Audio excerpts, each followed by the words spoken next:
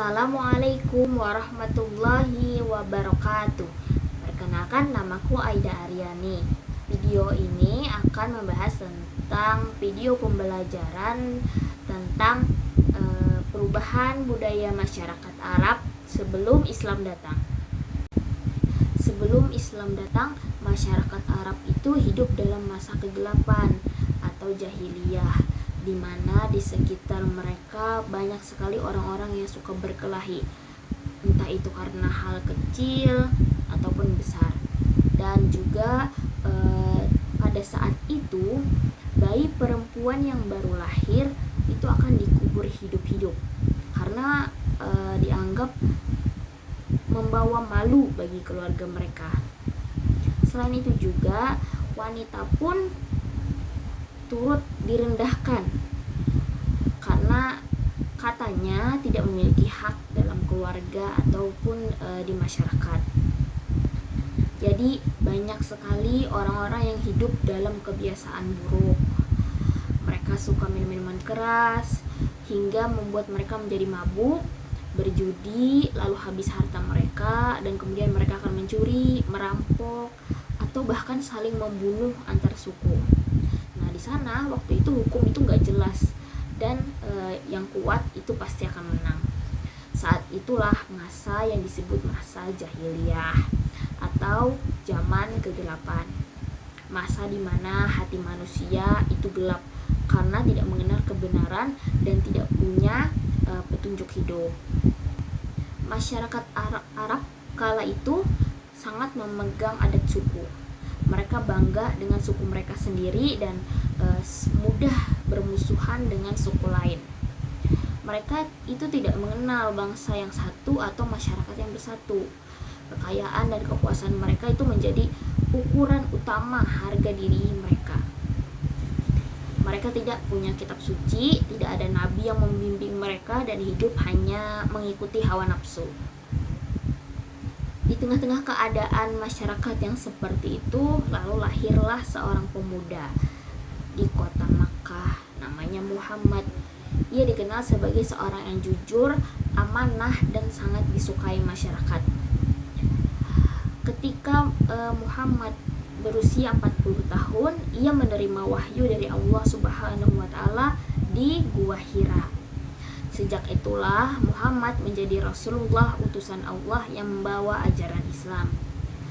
Rasulullah Shallallahu Alaihi Wasallam mulai mengajak masyarakat untuk menyembah Allah, meninggalkan berhala, terus kemudian berlaku adil, menolong sesama, dan hidup dalam kasih sayang.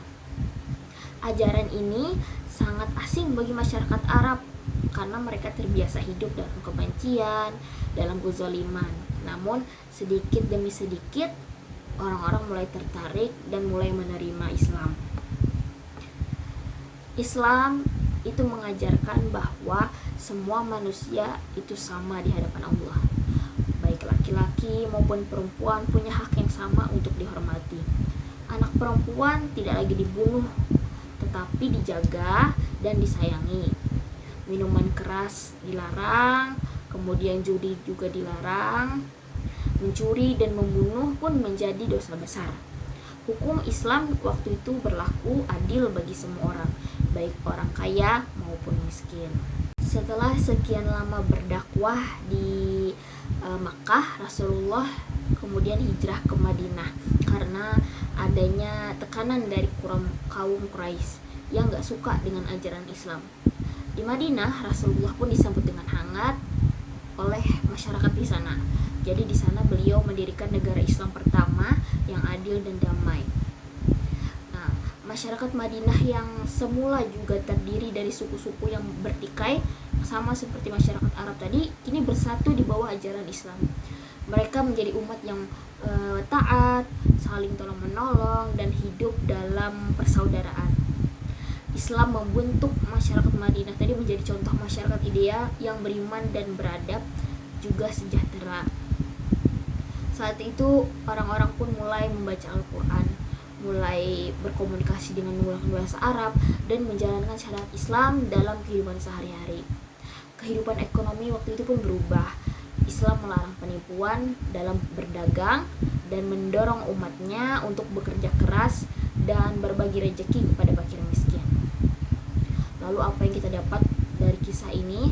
Jadi Nabi Muhammad SAW itu mengajarkan kepada kita bahwa kita semua itu bisa berubah menjadi lebih baik, asalkan ada kemauan. Jadi tidak peduli seberapa buruk apa masa lalu kita, yang penting adalah keberanian untuk berubah, meninggalkan kebiasaan-kebiasaan buruk kita dan menjadi pribadi yang bermanfaat bagi orang lain. Seperti masyarakat Arab dulu yang hidup dalam kegelapan dan kezaliman, tapi setelah datangnya Islam, mereka menjadi umat yang penuh cahaya, adil dan mulia. Kita sebagai generasi muda juga bisa meneladani semangat perubahan itu. Jika dulu kita sering malas belajar, suka bertengkar, atau tidak sopan kepada orang tua dan guru, sekarang saatnya untuk memperbaiki diri. Kita mulai dari hal-hal kecil, seperti datang tepat waktu ke sekolah, merapikan tempat tidur, berkata jujur, dan membantu teman yang sedang kesulitan.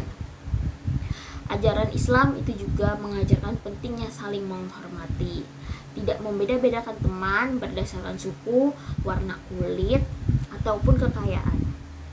Jadi semua manusia itu sama di hadapan Allah, dan yang paling mulia adalah yang paling bertakwa dan berakhlak baik. Jadi kita harus membiasakan diri bersikap adil dan tidak pilih kasih dalam berteman. Nabi Muhammad SAW juga sangat mencintai ilmu. Beliau menyuruh umatnya untuk menuntut ilmu sejak kecil hingga dewasa. Maka sebagai pelajar ataupun mahasiswa, kita harus semangat belajar dan tidak mudah menyerah. Belajar itu bukan hanya untuk mendapatkan nilai, tetapi juga untuk menjadi orang yang berguna bagi bangsa, agama, dan sesama. Selain itu, Rasulullah juga mencontohkan sifat dermawan dan suka menolong. Kita bisa mempraktikkannya dengan cara bersedekah, berbagi makanan, atau membantu orang tua di rumah. Kebaikan kecil yang kita lakukan dengan ikhlas akan mendapat ganjaran pahala besar dari Allah Subhanahu wa Ta'ala. Di sekolah dan di lingkungan sekitar, kita bisa menjadi anak yang membawa kebaikan. Kita ajak teman untuk sholat bersama, mengingat jika ada yang lupa bersedekah atau berkata kasar, dan menunjukkan bahwa Islam itu mengajarkan kelembutan, bukan kekerasan, seperti Rasulullah yang berdakwah dengan kasih sayang, bukan dengan marah-marah. Kita juga perlu belajar untuk mencintai perdamaian. Rasulullah SAW selalu mengedepankan perdamaian dalam setiap dakwahnya, bahkan kepada musuh sekalipun. Maka dari itu, kita juga jangan suka membalas dendam, tapi belajar memaafkan dan mencari jalan damai jika terjadi perselisihan. Satu lagi pelajaran penting dari Rasulullah adalah sikap tanggung jawab.